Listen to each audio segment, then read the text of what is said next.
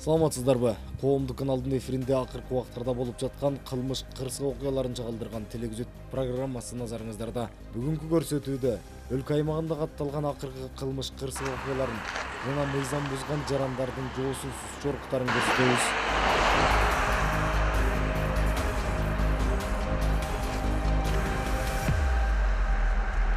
Бул Toyota үлгүсүндөгү автоунаа рейдтик иш-чара учурунда терезелерине кара жылтырактарды уруксатсыз чаппагандыгы үчүн токтотулду.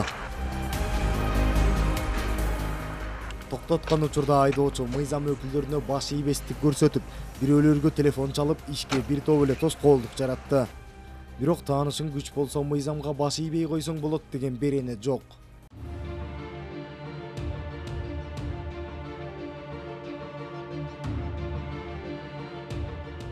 Көп өтпөй эч ким жардам бере албастыгын түшүнгөн айдоочу инспекторлордун айтканына көнүп, караңгылатылган терезелерди сыйрууга макул болду. Ал учурда жол коопсуздук эрежелеринин талабына ылайык инспекторлор айдоочуга тийиштүү протокол толтуруп беришти.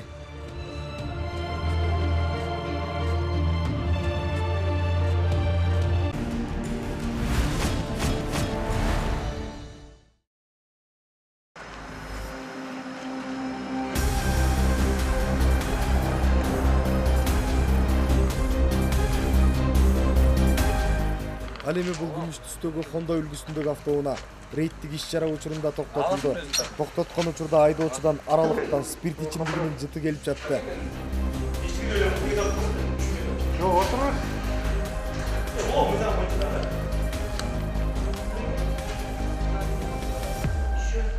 Ал учурда айдоочунун мас соосун тактоо максатында наркология бөлүмүнө алып барууга туура келет.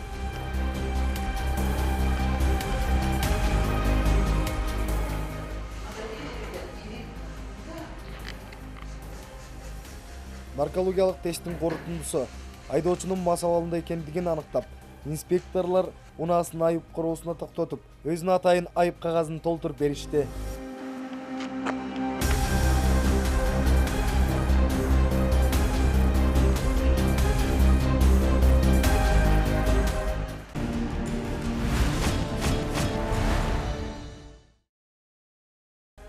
Эскерте кетсек, мас абалында унаа башкаруу үчүн тагылуучу айып пулдун суммасы бүгүнкү күндө 17.500 сомду түзөт.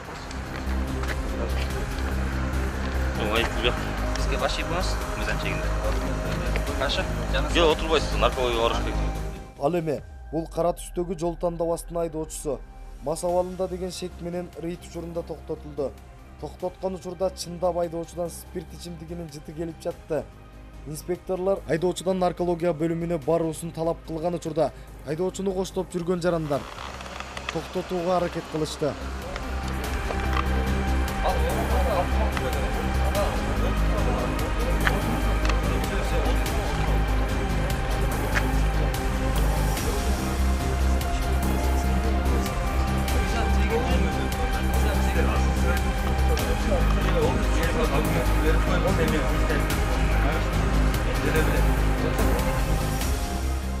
Айдоочу абалдан оңой кутулуп кетүү аракетин көрүп, кимдир бирөөлөргө телефон чалып, керек болсо чакырып да жетишти.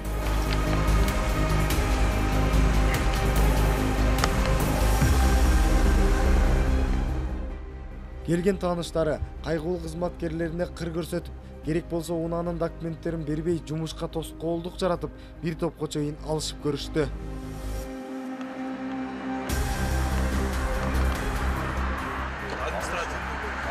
Или кылчыр отасыңбы? Силер кылчыр отпайсыңар. Сен кылчыр отасыңбы?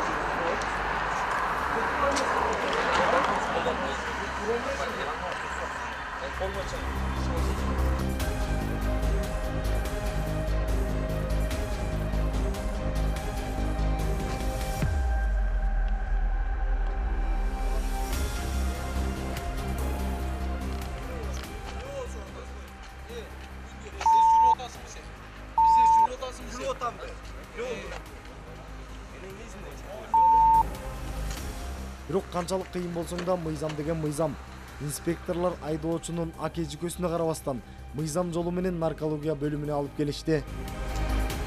Айдоочу ал жактан да өзүн кармай алган жокпу, Айтор укук коргоо кызматкерлерин сөгүп жаман сөздөрдү да айтып жатты. Камерада жүргөнүңө эле балалуу болот деп койдум да ачам. Болду. Эмне иштиңиз? İçtim bu yazar. Жакшы эмне иштиңиз? Bilmem ne içtim. İçkim mi? Спиртной алкоголь. O. Алкоголь ишиңиз сурап алгам. Акыры наркологиялык тесттин жыйынтыгы чыккан соң баарына макул болуп, унаасы айып короосунан орун алып, өзүнө тийиштүү протокол толтурулду.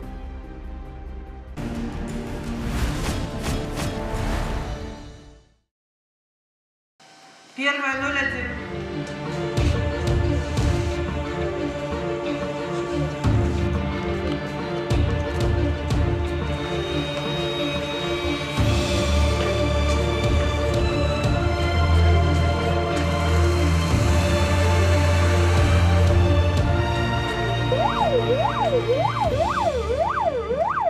Мындан тышкары, жарандардын коопсуздугуна кам көрүп жаткан тез жардам кызматынын ишмердүүлүгү да көзгө көрүнбөгөн татаал иш. Тез жардам кызматы кылмыш кырсык орун алган жерлерге өз убагында жетип керектүү кызматын көрсөтүп келет.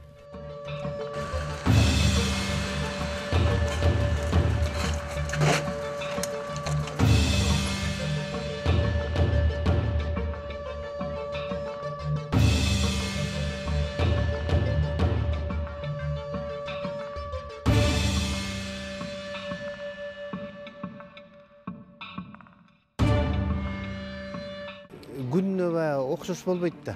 Бир күнү көбүрөөк болуп калат, бир күнү азыраак.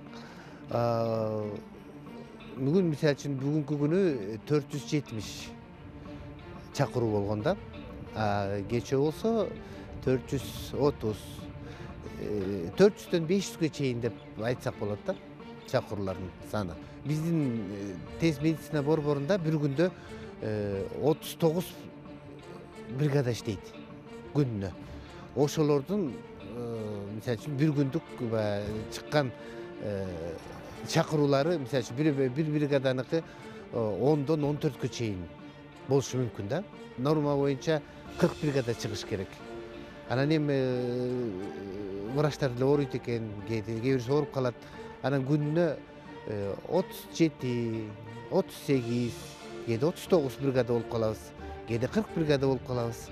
Ошол эме тегеректе иштеп атышат. Диспетчерскийде жана 103-тө деп атпайбызбы? Бир күндө 13 киши иштейт. 13 кишинин 8 кишиси чакырууларды кабыл алып иштейт.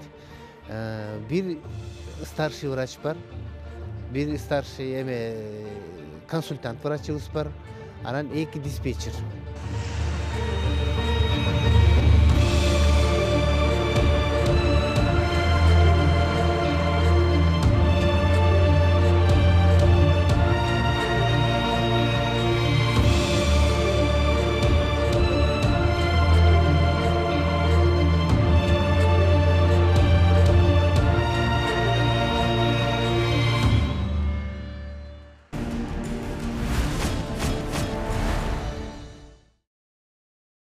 Сокулук районуна караштуу Шалта айылынын Шүкүрали көчөсүнүн номер 2-үйүнөн 1941-жылы туулган Кудайбергенов Насиркан саат 16:00 чамасында үйүнөн чыгып кеткен боюнча дайынсыз.